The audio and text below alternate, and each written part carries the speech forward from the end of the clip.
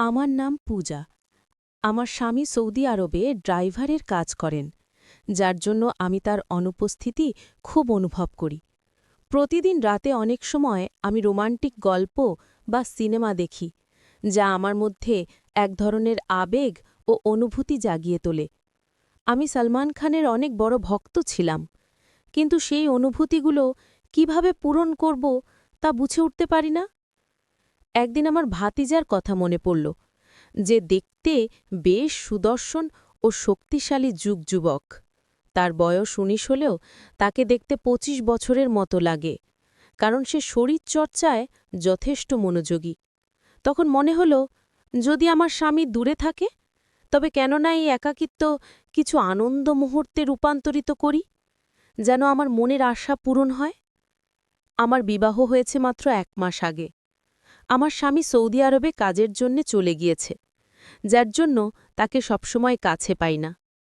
তার এই দীর্ঘ অনুপস্থিতি আমার মনে এক ধরনের খালি অনুভূতি তৈরি করেছে। প্রতি রাতেই একা থাকার কষ্টে অস্থির হয়ে পড়ি, যেন আমার মনের অনেক ইচ্ছে অপূর্ণই থেকে যাচ্ছে। একদিন একাকিত্ব কাটানোর জন্য আমি সুন্দর করে সাজগোজ করে নিজের ঘরে বসেছিলাম। তখন ভাবলাম, আমার ভাতিজার সাথে কিছুক্ষণ কাটালে হয়তো মন কিছুটা ভালো লাগবে। তাই তাকে ঘরে ডেকে এনে কথা বলার চেষ্টা করলাম। আমাকে দেখে সে হাসল এবং বলল, আপনি আমাকে যা বলতে চান খোলাখুলি বলুন, আমি সব শুনতে রাজি আছি।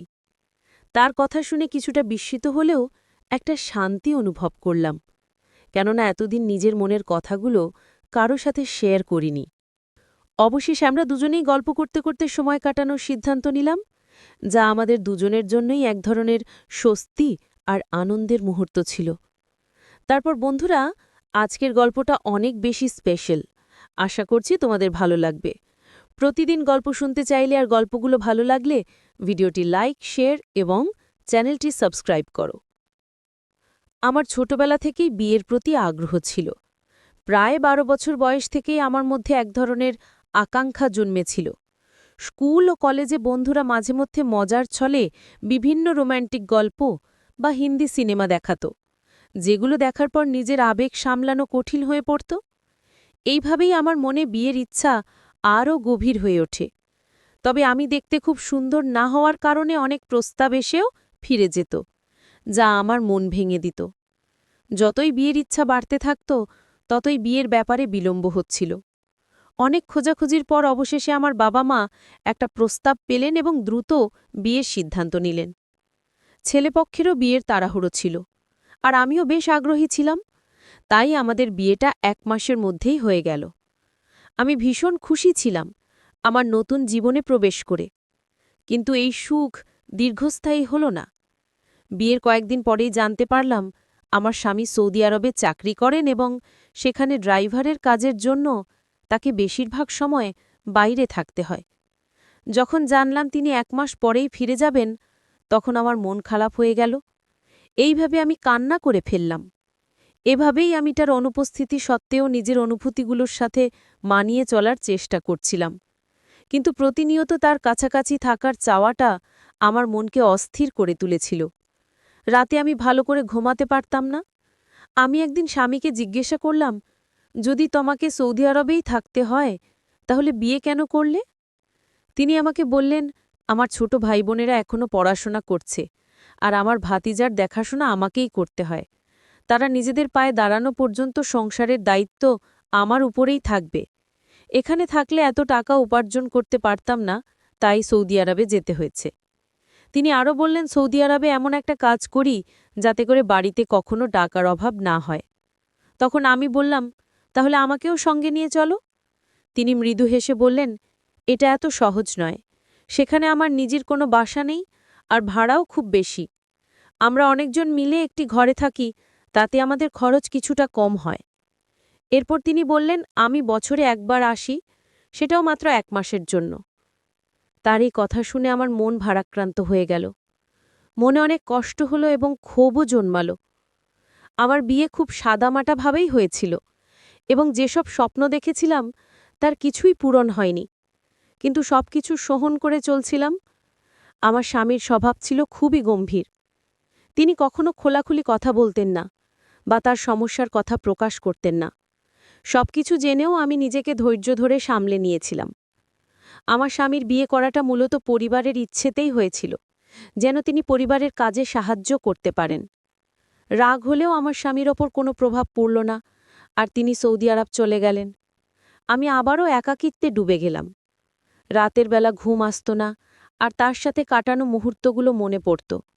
সারাদিন কেটে যেত, কিন্তু তার সাথে কোনো যোগাযোগ হতো না। শুধু রাতে 15 মিনিটের জন্য ভিডিও কল করত, আর সেই সময়টাতেও পরিবারের খোঁজ খবর নিত। আমি তার সাথে মনের কথা বলতে চাইতাম, কিন্তু তার কাছে সময় থাকত না। আমার শাশুড়ি সামান্য কথাবার্তা বলতেন, বাকিটা সময় আমি ঘরের কাজে ব্যস্ত থাকতাম। তবে আমার ছোট ভাতিজা ছিল, যে মাঝে মধ্যে আমার সাথে কথা বলত। আমার শাশুড়ি রাতের বেলা তাড়াতাড়ি ঘুমিয়ে পড়তেন, যার ফলে আমি আর আমার ভাতিজা ঘরে একা থাকতাম, আর আমার স্বামীর ছোট ভাইবোনেরা বাইরে পড়াশোনা করত। আমরা প্রায়ই রাতের খাবার একসাথে খেতাম। আমার ভাতিজা খুবই হাসিখুশি একটি ছেলে, যে সারা রাত তার বিশ্ববিদ্যালয়ের গল্প শোনাত। যদিও তার গল্পে আমার তেমন আগ্রহ ছিল না।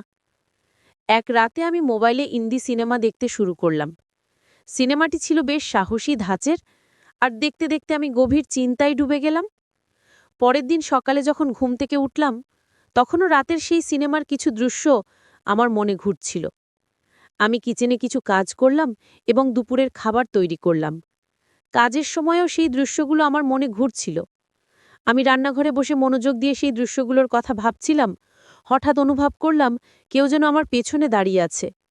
আমি ঘুরে তাকাতেই দেখি আমার ভাতিজা সেখানে দাঁড়িয়ে আছে, এবং সে সেই ভিডিওটি দেখে ফেলেছে। তাকে দেখে আমি কিছুটা অবাক হয়ে গেলাম, কিন্তু সে স্বাভাবিকভাবেই বলল, চাচি, যদি খাবার তৈরি হয়ে থাকে তাহলে রুটি বানিয়ে দিন। আমি তাড়াতাড়ি মোবাইলটি বন্ধ করে রুটি বানাতে শুরু করলাম। তবে তারপর থেকে লক্ষ্য করলাম আমার প্রতি ভাতিজার আচরণ কিছুটা পরিবর্তিত হয়েছে।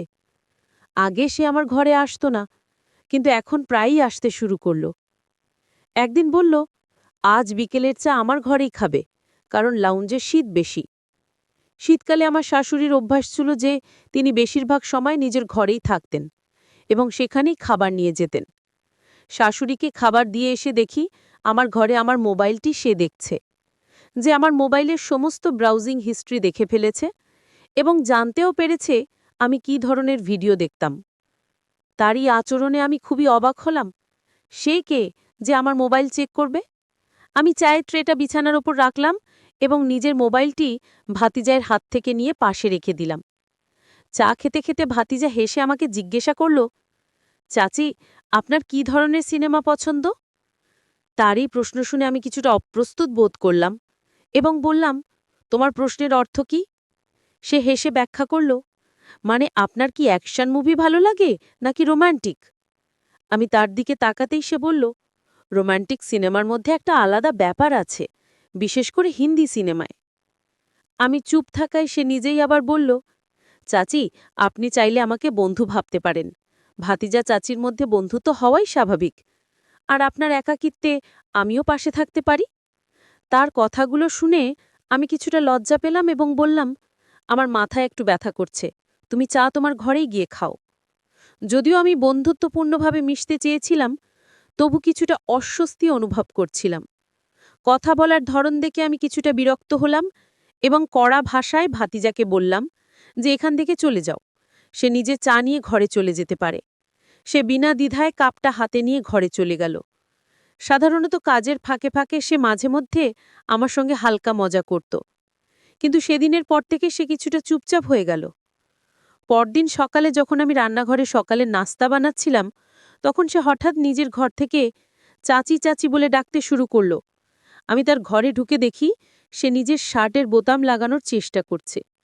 আমাকে দেখে সে বলল, চাচি, আমার শার্টের বোতাম খুলে গেছে, আপনি কি একটু সাহায্য করতে পারেন? আমি কিছুটা দ্বিধা নিয়ে তার শার্টের বোতাম লাগাতে শুরু করলাম আর কাজের মনোযোগ দিলাম। কাজ করতে করতে হঠাৎ আমি লক্ষ্য করলাম সে আমার দিকে মনোযোগ দিয়ে তাকিয়ে আছে, যা আমাকে একটু অস্বস্তিতে ফেলল। একসময় যখন আমার চুলের এক গুচ্ছ সামনে এসে পড়েছিল, সে নরমভাবে সেটি সরিয়ে কানের পেছনে রেখে দিল। আমি একটু চমকে পিছিয়ে আসলাম, আর সে হেসে বলল, চাচি, শুধু চুলগুলো সরিয়ে দিলাম, আপনি এত ঘাবড়ে গেলেন কেন? আমি দ্রুত বোতাম লাগানো শেষ করে নিজ ঘরে চলে এলাম।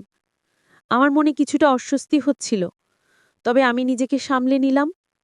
আমি অনুভব করছিলাম যেন ভাতিজা আমার কাছাকাছি আসার চেষ্টা করছে, আর এ কারণেই আমি একটু দূরত্ব বজায় রাখার চেষ্টা করছিলাম। এক রাতে যখন গভীর ঘুমেছিলাম, হঠাৎ মনে হলো কেউ যেন আমাকে গভীর মনোযোগ দিয়ে দেখছে। এই অস্বস্তিতে আমার ঘুম ভেঙে গেল। ঘরে শুধু মৃদু নাইট ল্যাম্প জ্বলছিল। চারপাশে তাকালাম আর ভাবলাম, কেন আমার এই ধরনের অস্বস্তি হচ্ছে? তারপর আমার দৃষ্টি ঘরের জানলার দিকে গেল, যা সাধারণত বন্ধ থাকে, কিন্তু আজ খোলা ছিল। আমি একটু অবাক হয়ে গেলাম, কারণ আমি সাধারণত জানলাটি খুলি না। জানলাটি বন্ধ করতে উঠতেই মনে হলো হয়তো কেউ ভাতিজার ঘরে ঢুকেছে। যা দেখে আমার মনে এক ধরনের অজানা ভয় তৈরি হলো।